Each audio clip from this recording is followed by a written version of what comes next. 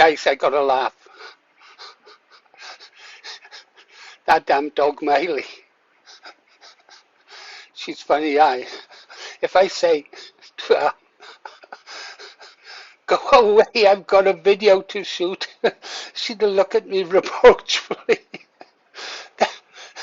Then storm off into the living room and jump up on the couch by my wife. As you know, she's leaving me tonight.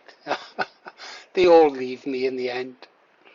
I'll have to show you some images of the young girls who've walked out on me and away from me. It's quite funny. Anyhow, let's get on with it. We've got to be serious. While we are here laughing, joking, our boys are up in Gorton and Denton campaigning like hell. You Christians pray for their success. We'll be talking about Christianity now in a minute, actually. But first, let's show you some news from Advance UK, shall we? Pause, Paul. They play for Advance UK. They get in more and more proactive. I just wish they could sort themselves out. I'll be putting forward a suggestion now in a moment. Advance UK, our future together, what are they after? Dear members and supporters, I'm both of those. As polling day approaches, we are looking for polling day tellers to join our team across the constituency. No experience needed, full briefing provided, even a couple of hours helps. This is one of the easiest and most rewarding ways to get involved. You'll be greeting voters outside polling stations, supporting the campaign team, and playing a small but vital part in the democratic process. Yeah, that's good. But it's not just about politics. If you're looking to meet new like-minded people, build friendships locally, be part of a positive team atmosphere, feel involved in something bigger, then this is for you. Many of our strongest friendships have started on polling day. There's a real team spirit, good conversation, and a shared sense of purpose. Reply to this email to get involved. Whether you're brand new or have supported before, we would love to have you with us. If you'd like to volunteer, simply reply to this email and let us know your availability. Let's make polling day count. Excuse the pun together. Oh, I've been a polling day teller.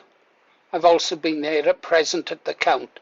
You've got to watch them, guys. You really have got to watch them, especially Labour, the left, because they don't think the way you and I do. They will cheat. You have to watch them like hawks.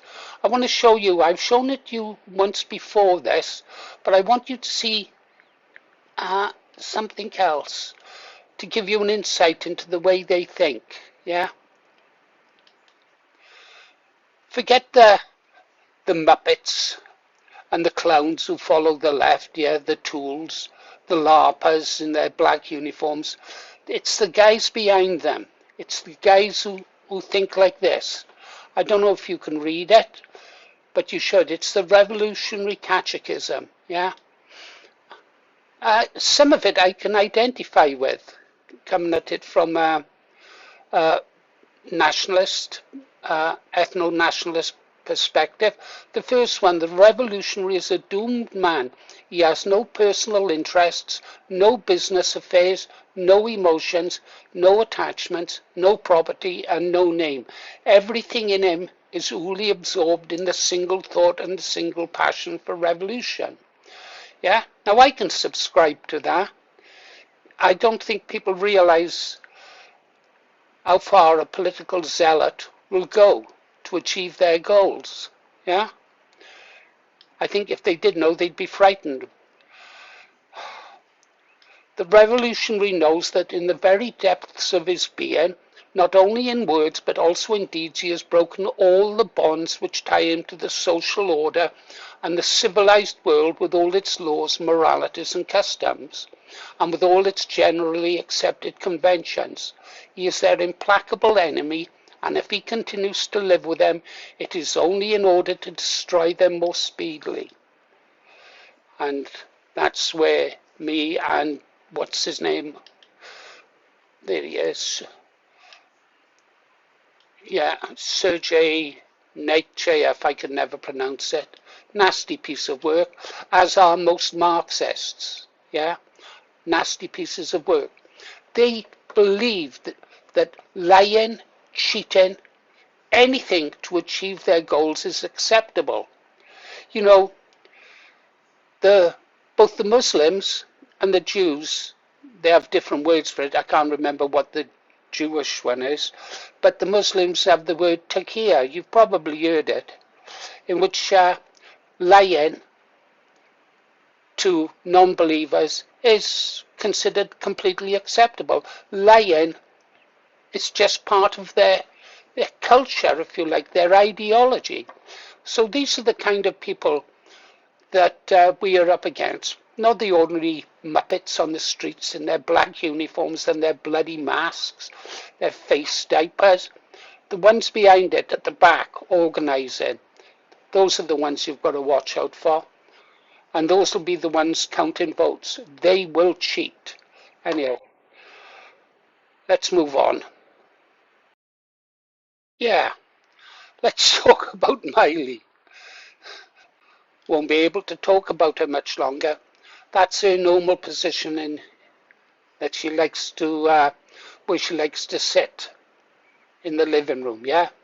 And I've got a load of toys for her and stuff like that. She likes to play.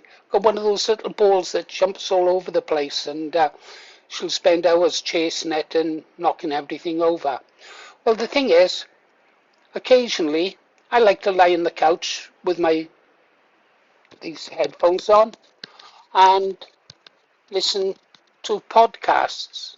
Sometimes I even like to listen to just music. But what does Miley do? She does this. There. Before I know it, she starts at my ankles, lies there for a second, then creeps up, and the next stage after this is she will put her head right up alongside my face and really snuggle in. I'm not used to affection. I'm going to miss her when she goes, guys. Anyhow, apparently they're going to give me access rights. Now, let's get back to work, is it? Bye, Miley. Soon be goodbye. Here we are, guys. I've grabbed this. Well, I created this. I was having a look at the policies of Restore Britain, yeah, and some people are scared of them. Some people seem a little bit worried. Baraka seems a little bit worried. He thinks we're going a bit over the top. Well, I could take Rupert Lowe's stance and say, I don't care. And I don't. But I'm going to reach out to Baraka Marawi and ask him if he'd like to have a chat. If he'd like to interview me. I think someone's got to put the case for Restore Britain to people like Baraka who were frightened about their futures, because they really do have skin in the game, don't they? A different colour skin to mine, but it's still skin. I'm also going to reach out to Guardian Mose, who I totally respect, and ask him if he'd like us both to sit together in a room or via a Zoom call or however they do it, and just chat about the differences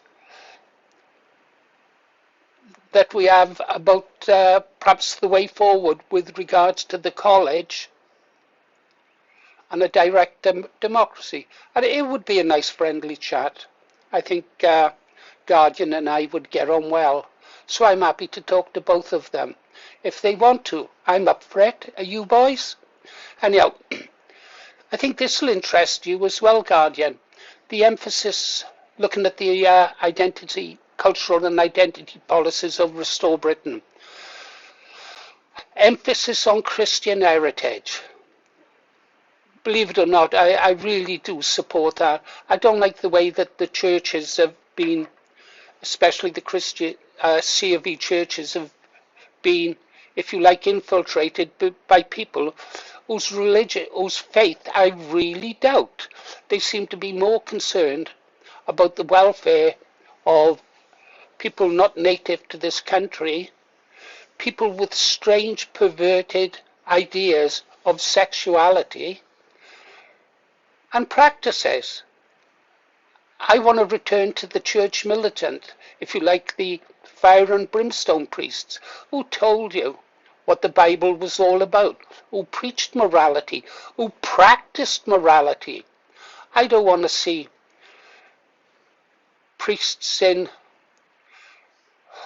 I don't know, rainbow flags and stuff like that. I want to return to the Christianity that I was introduced to as a child at Sunday school, where the stories of the Bible were read out to us and we would look at the images. Wonderful, it gives you faith. But how can I go into a church today when there's the vicars of today preaching stuff that I'm totally against? And 9 times out of 10 has nothing to do with religion. Personally, I don't know. I understand there's a thing coming along called Anglo-Catholicism. That might be a way forward. I used to think I was an atheist. Now I think I'm probably an agnostic. I envy people with faith, but I do support Christianity, and this is a Christian country. I like its values. I like the teachings of Christ. I sometimes read from the St. James Bible just to read and to learn. Proverbs and the quotations from it make so much sense as advice for living a decent life. Anyhow, so that's one of the things that Rupert and Restore Britain will be looking at, and I hope they succeed. And all real Christians should support Restore Britain, if only for that reason. Now, restrictions on certain religious practices. Yes, yes, yes. We are a Christian country. There is Christians across the world are being persecuted every day because of their religion. And yet we tolerate their religion in this country. And yes, we could tolerate it, but only so far. Yeah, only so far. Things like halal, slaughter, that's not the British way of doing things. Kosher slaughter. There are those in advanced UK say we should ban halal, but don't ban kosher. The hypocrisy of those people who can think like that. Both have to go. They are both barbaric. And if they want to eat that kind of meat, I'm not saying that we should ban it. Let them import it from countries that do indulge in that barbaric practice, but put a massive tariff tax on it, and make them pay for it. Yeah? Sharia courts, Sharia law courts, these need to be abolished. There should only be one law. Only one law. Not two. Not one law for the Muslims, one for the Christians, and one for the Jews. And they do have their own law courts as well. I'll have to tell you about Arafs one day. Yeah, so yes, there should be restrictions on certain religious practices. The only noises we should hear from places of religion in our country are the sound of church bells on a Sunday morning or a special occasion. Those are the only noises we should hear coming from a religious place in the UK. Not a call to prayer with some foreign language wailing. No, that's got to end. Yeah.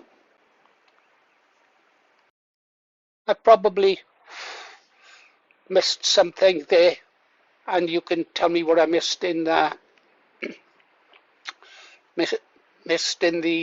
comments. Right, opposition to multiculturalism model. Those who hate us say that the British people have no culture. If they think that, they should look around most of the world.